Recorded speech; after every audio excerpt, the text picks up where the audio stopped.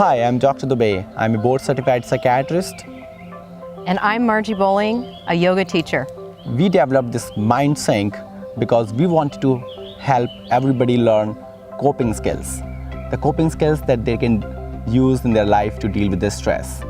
Stress is inevitable. It's a part of our life. We learn over a lifetime coping skills to deal with the stress. The time has come that we should have a formal training and learn healthy coping skills to deal with the stress. The MindSync is that program, and it is for everyone. School children, teenagers, adults, elderly. It's an exercise of your mind. Like when we exercise to keep our bodies healthy, it's an exercise for your mind. So let's learn the concept of the MindSync. We can divide our mind into conscious mind, subconscious mind, and the unconscious mind. Here we're going to focus on the conscious mind and the subconscious mind. We are conscious being, but we are mostly living in our subconscious mind. We use only 10% of our conscious mind, and rest of the time we are using our subconscious mind, which means 90% of the time we are living in the subconscious mind. The conscious mind is like the boss, and the subconscious mind is like an employee. The conscious mind perceives the information through our senses like eyes, our nose, ears, tongue, etc. It gathers the information and uses cognitive thinking processes and then send that information to our subconscious mind for storage, mainly in the hippocampus and amygdala. The conscious mind, which is the boss, uses problem solving, critical thinking, logical thinking. The subconscious mind, which is an employee, just obeys the commands of the conscious mind. But like I said, we live mostly in our subconscious mind. What does that mean? That we are having an employee take charge of us. Now let's learn about the two structures of the brain that I mentioned before. Hippocampus. It classifies and organizes incoming information and converts short-term memories to the long-term memories. On the other hand, the amygdala stores memories which are associated with the emotional events. The more the emotions, the more storage in the amygdala. The size of amygdala increases with the storage of the memories. It gets aroused, and when that happens, it gives a stress signal to your body and releases stress hormones like cortisol. Imagine you are living in a situation or a relationship where you are abused, insulted, have conflicts, or you are having emotions all the time. In that case, you are constantly storing emotional information to your amygdala, which is releasing stress hormone. And gradually you become predisposed to the physical problems like hypertension, diabetes, heart disease because of the high cortisol release. So like we understood, whatever we learn through our conscious mind, we store it into the subconscious mind, like our beliefs, creativity, habits, long-term memory, protective reactions, driving, writing, etc. So from the day one of our life, when we are a child, we grow up as a teenager, adult, middle-aged, elderly, we are constantly learning new information through our conscious mind and storing it into the subconscious mind and keeping it in the autopilot mode. When we are learning to drive, we are paying attention to things like the steering wheel, the gas pedal, the brake pedal. We are using our conscious mind and storing new information into our subconscious mind. After we have learned to drive, we let our subconscious mind do the driving, and we are able to use our conscious mind for other things like talking on the phone. In our lives, we are doing the same thing. We are letting our subconscious mind do the driving. Look how simple it was to understand our mind. Now here comes the complex part. What if, and yes, what if you have traumatic experiences? Traumatic experiences are part of everybody's life.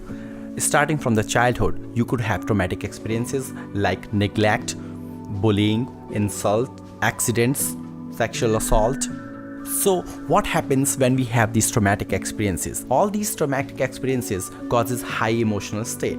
And when we have high emotional state, our cognitive thinking does not work properly. And the conscious mind is not able to use the cognitive thinking. And the information gets stored into the subconscious mind without getting proper processing. And it stores in the amygdala instead of the hippocampus. Like I told you before, if we are having traumatic experiences, the amygdala is storing a lot of memories, the size of amygdala increases and it gets aroused and sends stress signal to our body, which releases stress hormones like cortisol, and later on it could cause health problems like heart disease and diabetes. So now we learned that our conscious mind sends information to the subconscious mind and stores that information and let it run on the autopilot mode. So if you are living mostly in the subconscious mind, then that mind could make you act according to your experiences. So like if somebody betrayed you, you may have problem trusting other people. If you had an accident while driving on a highway, you may be anxious driving on the highway in future. If you were bullied in the school, you may have social anxiety. Here is where the mind sync comes in. Could you change the automatic responses from the subconscious mind? Could you repair it? Could you decrease the size of your amygdala? Could you desensitize it? Yes, you can. Imagine if you never have swam in your life. You could join a swimming class, and if you practice every day for a month, you might learn to swim. That means your conscious mind is grasping new information and sending it to your subconscious mind and updating your software. This is what the mind sync does. How are we going to do this?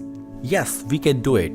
Like I said before, who is the boss? Remember? The conscious mind. So the conscious mind is the boss. The problem is that we are living mostly in our subconscious mind. The conscious mind is the one that uses cognitive thinking processes and process the information and then stores into the subconscious mind. And the subconscious mind is just like an employee. The conscious mind commands, finds solutions, solve problems, and on the other hand, subconscious mind obeys those commands.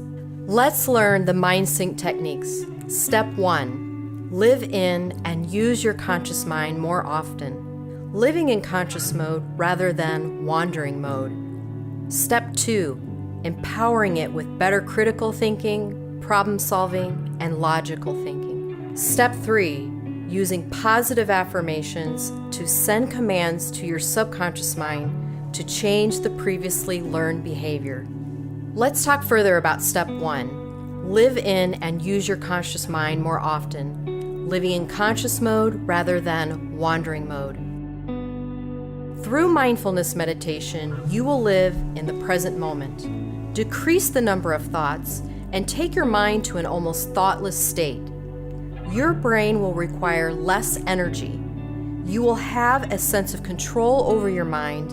You will experience a more refreshed brain and an increase in your concentration.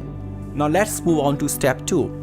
Now, when you have learned to live in the conscious mode more often than the subconscious mode, let's empower the conscious mind with some great skills. The MindSync uses cognitive behavioral techniques. The subconscious mind is full of memories and learned behaviors, which automatically triggers thoughts and feelings based on our previous experiences.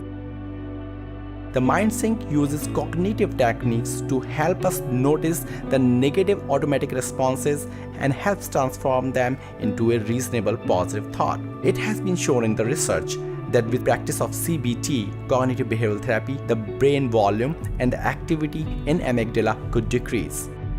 The greater the improvement and the practice of the cognitive behavioral therapy, the smaller the size of the amygdala. So imagine if you have not learned the MindSync techniques and you are not using any cognitive behavioral techniques, if a negative memory thought from subconscious mind comes to your conscious mind, you're not able to catch it, you're not able to change it, and then gradually this negative thought could make a negative neurocircuit in your mind. What if you have learned the MindSync? If a negative memory thought from your subconscious mind comes to your conscious mind, a trained mind with MindSync cognitive therapy techniques will catch this negative thought and use problem solving, logical thinking, critical thinking, cognitive behavioral therapy, and convert it into a positive, reasonable, accepting, forgiving thought. And now that thought will create a new positive neurocircuit in your brain.